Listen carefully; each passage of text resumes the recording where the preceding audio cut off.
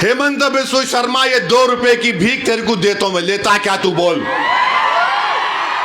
क्या बोला है कि हेमंत बिस्व शर्मा को 2 रुपया दूंगा, तो मैं तो लेने के लिए मैं तैयार हूँ, लेकिन जाने में तो खर्चा ज्यादा लग जाएगा मेरा, तो इसीलिए मेरा पास आके वो दे के जाए, मैं ले लूंगा। बोल, तू 2 रुपए का भिखारी है मेरे को, मैं जानता हूं तेरे को। मेरा पास आएगा वो पैसा? कहां लेता बोल, देता हूं आके तेरे को, डालूं तेरे अकाउंट में, डाल दूं ये 2 रुपये को। आसाम का एक मुख्यमंत्री है, 2 रुपये है किसी के पास? ये 2 रुपये दो, 2 रुपये का कॉइन दलाओ।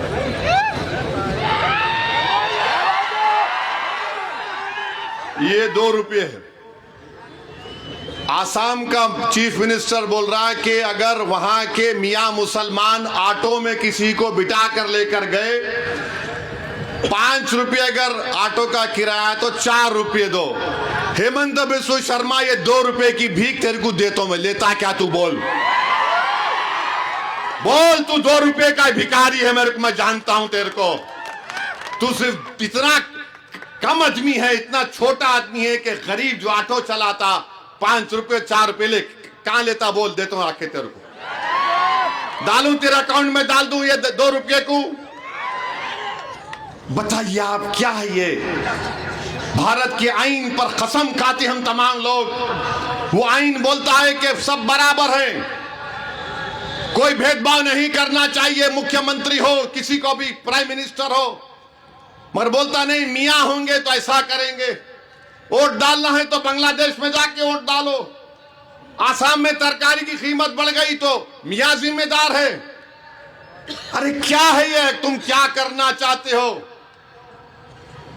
और बोलता है कि अब जब ये होगा, SIR होगा तो नाम निकाल देंगे। लो भाई 2 रुपये आपके, अब नहीं लेता हूं, बोल रहा हूं, नहीं लो।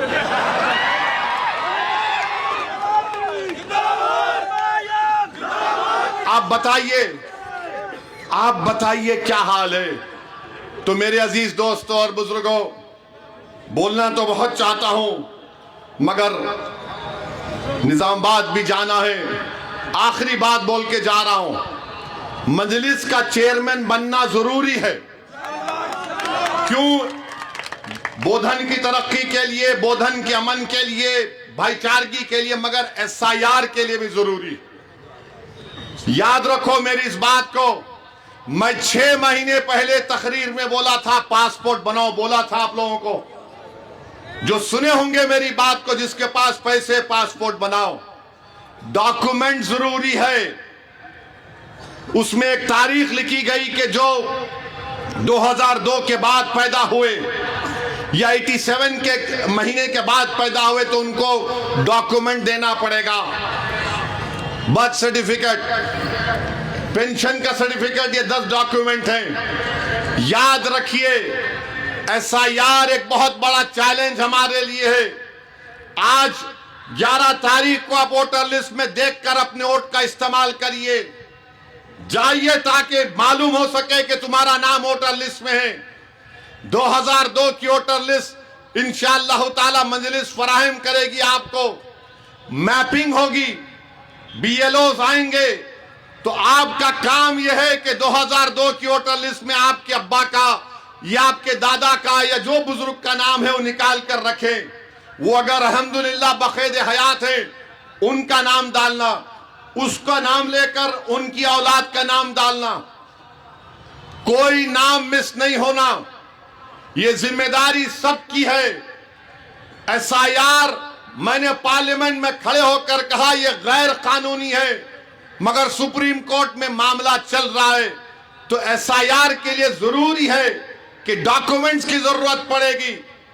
और बीजेपी उत्तर प्रदेश में फॉर्म 7 डालकर मुस्लिम अकलियत के नामों को डिलीट कराना चाहती है। तो मैं तमाम से अपील कर रहा हूं, तेलंगाना में जब SIR होगा, हमको पहले से ज्यादा चौकस रहकर, क्योंकि अब बीजेपी NRC NPR नहीं करना चाहती। वो इलेक्शन कमीशन से अगर खुदा ना खास्ता किसी का नाम नहीं आया तो उनको कहा जाएगा तुम भारत के सिटीजन नहीं हो, नागरिक नहीं हो, कागजात लेकर आओ।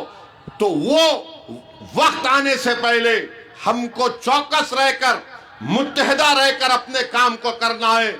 मैं तमाम मस्जिद के जिम्मेदारों से ये अपील कर रहा हूं पूरे तेलंगाना के कि वो हर जुमे के खुतबे से पहले 3-4 मिनट SIR पर लोगों को बाखबर कराएं। याद रखो, अगर नाम नहीं आएगा खुदा ना खास्ता तो कल ये लोग बोलेंगे ये लोग भारत के शहरी नहीं है। अगर आपको मेरी बात का यकीन नहीं हो रहा तो गूगल करके देखो, गोवा का एक एक्स साबिका मेंबर ऑफ पार्लियामेंट है, उसको नोटिस आ गई तुम क्या भारत के शहरी हो बताओ। तो ये बहुत जरूरी है, परेशान होकर फिक्र करके खाली बैठना नहीं है, हरकत करना है। मजलिस भी आपकी रहबरी करेगी। हम सबको मिलकर ये कोशिश करना है कि एक एक शख्स का जेन्युइन नाम वोटर लिस्ट में SIR में आए। सुप्रीम कोर्ट क्या फैसला देगा मेरे को पता नहीं है, मगर हमारी जिम्मेदारी है कि इस इलेक्शन में वोट डालिए, ताकि वो भी एक सबूत आपका रहेगा कि हमने वोट डाला। और जब SIR शुरू होगा तो मैपिंग सही तरीके से होनी चाहिए, डॉक्यूमेंटेशन हमको तैयार करना है तो तैयार किया जाएगा। तो ये बात आपसे कहना था। मैं आप तमाम का शुक्रिया अदा करता हूं कि आज आप अपना कीमती वक्त निकाल कर यहां पर आए। मजलिस इत्तेहादुल मुस्लिमीन जिंदाबाद। या बरसर इख्तिदार के लोगों के साथ रहे तो कारोबार चलता प्यारे, कारोबार चलता अल्लाह के हुक्म से, कोई MLA मिनिस्टर की तरफ से नहीं चलता है। रब अगर जिसका साथ देगा तो दुनिया का शैतान या कोई शैतान का एजेंट कुछ नहीं कर सकता। देखो, मजलिस इत्तेहादुल मुस्लिमीन को जो लोग कहते थे ये गरीबों की जमात है, ये रिक्शे वालों की जमात है, ये अनपढ़ लोगों की जमात है, फिर जब जमात तरक्की करती गई तो लोगों ने कहा ये तो पुराने शहर के ब्रिज के उस पार की जमात है। जमात जब आगे तरक्की करती गई तो बोला गया नहीं नहीं ये छोटी जमात है, ये नाम तो कुल हिंद है मगर सिर्फ हैदराबाद की हद तक महदूद है। मगर जब चेयरमैन बोधन में मुनक्कद हुआ तो बोले हाँ 1-2 जगह बन गए। जब आगे बढ़ते गए, जब पूरे हिंदुस्तान में मजलिस का हरा परचम लहराना शुरू कर दिया, जब बिहार में मेले मुंतखब हो गए, महाराष्ट्र में मुंतखब हो गए, तो बोले इन्हों बी टीम है, इन्हों बी टीम है, तो इनको आप कुछ नहीं कर सकते।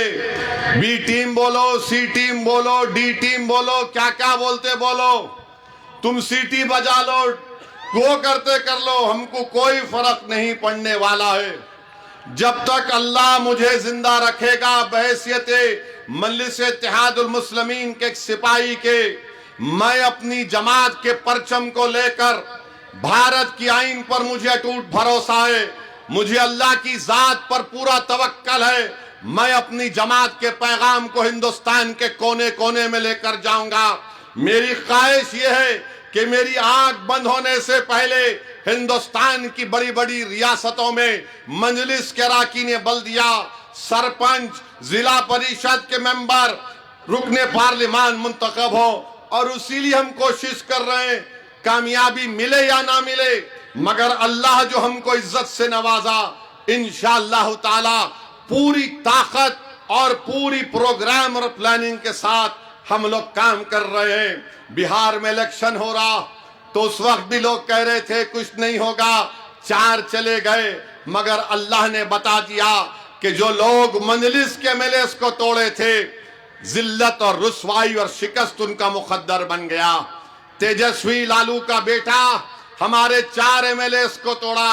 और सुन लो, जो लोग मजलिस छोड़कर जा रहे, तुमको अगर आज इस्तेमाल किया जा रहा है तो तुम्हारी दौलत की वजह से नहीं, इसलिए कि तुम्हारे माथे पर एक ठप्पा है मजलिस इत्तेहादुल मुस्लिमीन का, इसलिए तुमको इस्तेमाल किया जा रहा है।